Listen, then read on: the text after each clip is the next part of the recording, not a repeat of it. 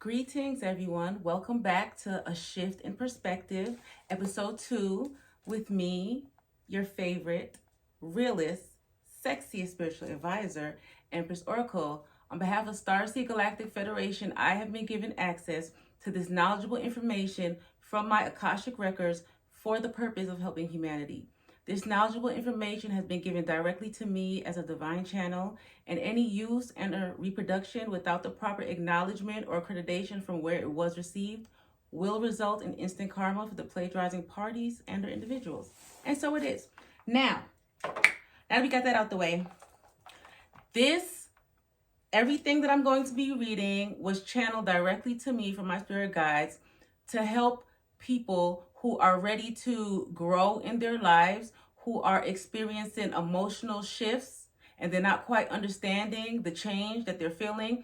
This is to help you to shift your perspective so that you don't run from your spiritual awakening, okay? Because a lot of people are called, but only a few people answer the call, which is to elevate and be a better person and fulfill their higher purpose this lifetime. And that's because a lot of people are afraid of change. So I titled this Fighting Change. A lot of people are afraid of the unknown, change, and or transformation. That's because humans by nature, more than any other species, are creatures of habit. However, from an organic or biological perspective, science shows us that the process of transformation in a positive environment results in growth and evolution, no matter what the species. Humans, however, have a harder time with the process of positive change or evolution due to the habit of becoming comfortable in toxic or unhealthy environments, even when they are experiencing physical, mental, and emotional shifts due to habit, comfortability, and fear of change or the unknown. That is why the process of growth and positive transformation has been more stunted in humans than any other species.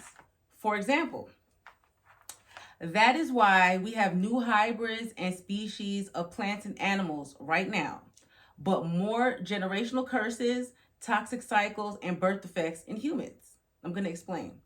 Because whereas plants and other species are not aware of the illusion of fear and the unknown process of transformation and evolution, humans are. I'm going to read that again for you so you can understand. Because this is true, because whereas plants and other species, they don't realize, they don't have fear. They're not feeling that energy of fear, okay? Or that energy of fear of the unknown or evolution or transformation, however you want to call it. So because they're not aware of the illusion of fear and the unknown process of transformation and evolution, what humans are. Everything is about perspective. So when you shift your perspective of change and transformation to say that of a flower, it's easier to understand the process of change and transformation in humans as well. So I'm going to explain to you the process a little bit just to help paint a picture in your mind to help you to have a positive perspective of change and transformation. Once the seed is planted, you don't know yet whether a flower will bloom or not because you are unsure if it is in fertile ground.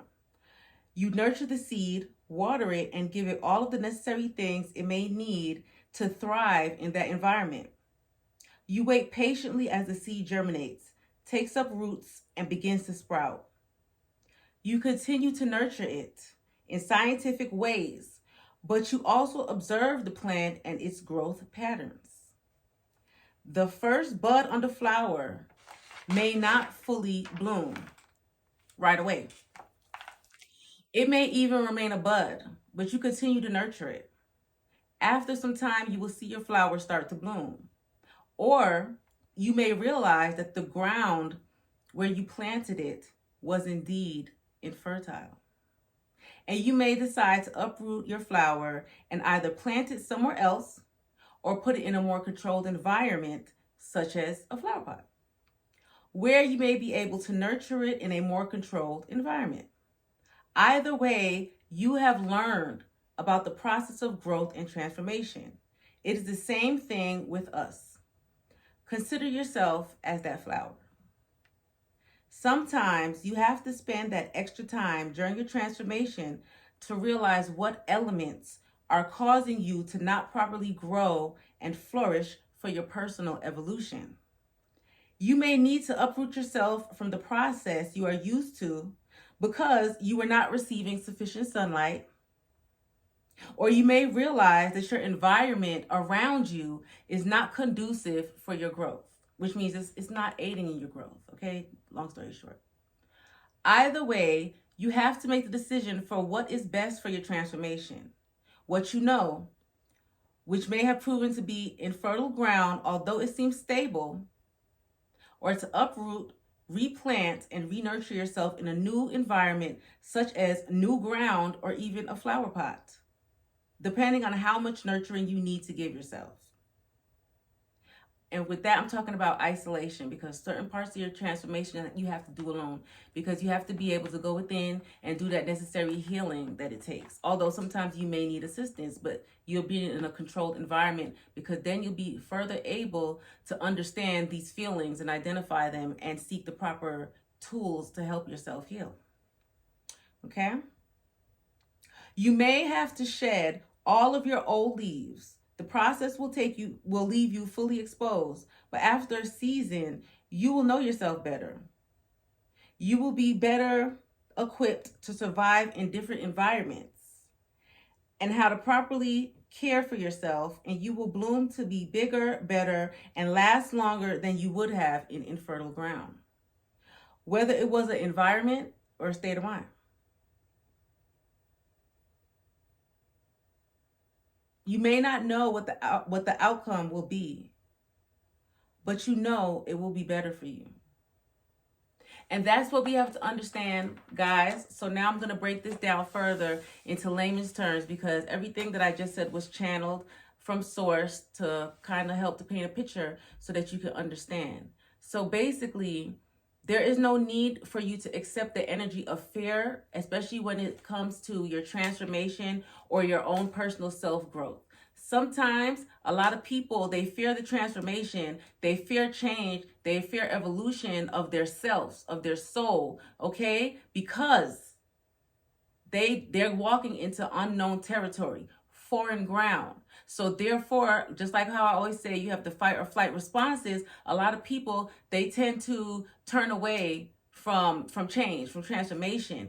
And I always firmly believe that change is good. I know you guys have heard the saying before, change is good. And change is good. You don't necessarily have to always know what's going to happen at the end of the change. But what you need to understand, what people need to start understanding, is the reason why a lot of people are snapping, going crazy. They're not comfortable. They're restless. A lot of people have restless spirits right now, and that is because their soul is crying for them to change. Their soul is crying for them to grow. Their soul is crying for evolution, and their physical body is fighting that change. And that can be displayed in a whole bunch of different ways, okay? But also too, a lot of people don't realize that where they are is infertile ground.